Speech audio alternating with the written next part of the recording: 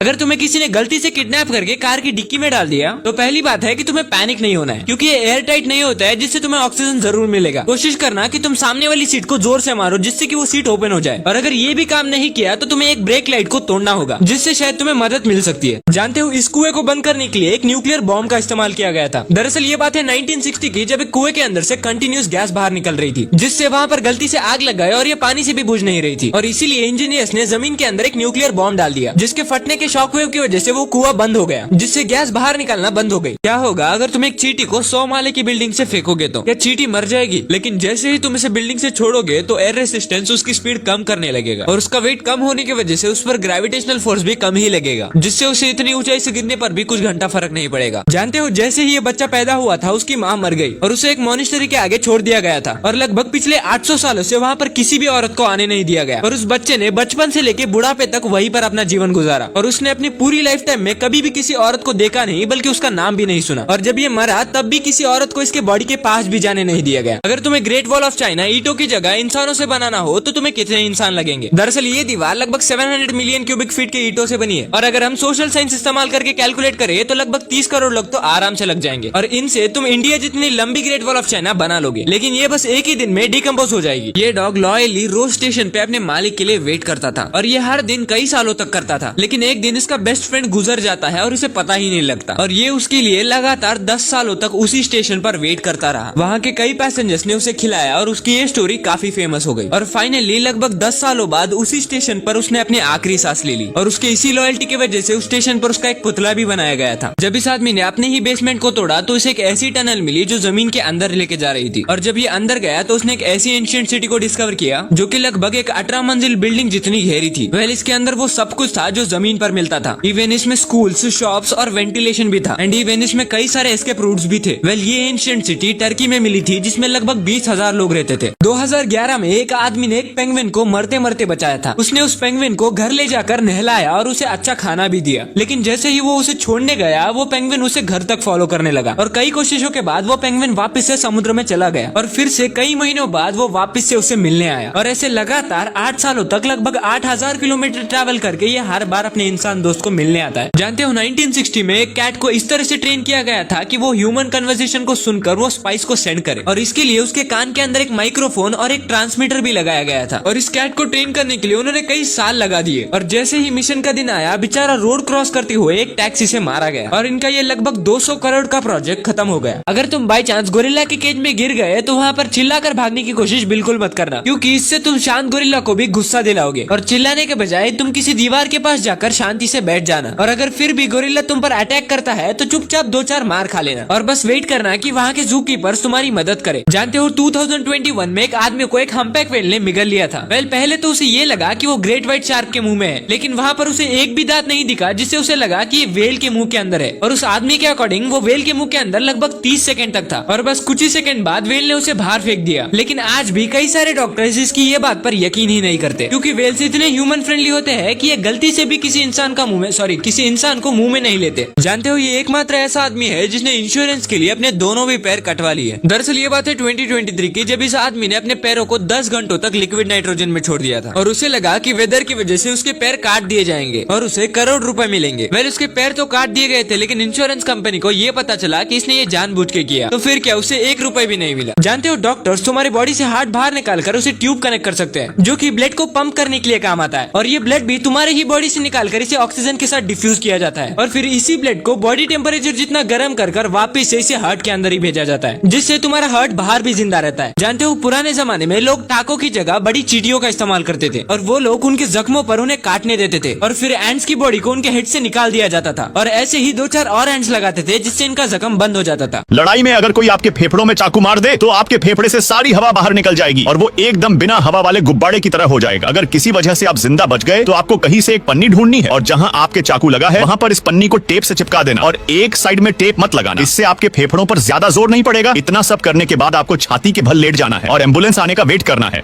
इस मछली के होठ किसी लड़की से भी ज्यादा सॉफ्ट हैं, लेकिन इसे किस करने की गलती बिल्कुल भी मत करना, नहीं तो आपको भयानक दर्द का सामना करना पड़ेगा। असल में इस मछली को ट्रिगर फिश कहते हैं, जिसके होठ और दांत इंसानों जैसे होते हैं, पर ये बहुत ही ज्यादा एग्रेसिव होती हैं, जो डरने के बजाय अपने पास आने वाले बड़े जीवों को भी अपने दांतों से काट लेती हैं। ये दिखने में तो खूबसूरत और मासूम लगती हैं, पर किसी की भी चीखें निकालने का दम रखती हैं। एक बेबी एलिफेंट को पानी में खेलना बहुत पसंद होता है, पर जैसे जैसे वो बड़ा होता जाता है उसे पानी के साथ साथ कीचड़ से भी लगाव हो जाता है और ये अपने शरीर को पूरी तरह कीचड़ में लपेटे रहते हैं। दरअसल जब हाथी का बच्चा छोटा होता है तो उसकी देखभाल उसकी माँ करती है, जिससे उसे ज्यादा दिक्कतें नहीं होती, पर जब वो बड़ा होने लगता है तो उसे अपना ध्यान खुद ही रखना पड़ता है और ये कीचड़ हाथी के लिए मॉइस्चराइजर की तरह काम करती है, जो कीड़ों और पैरासाइट से उन्हें बचाती है।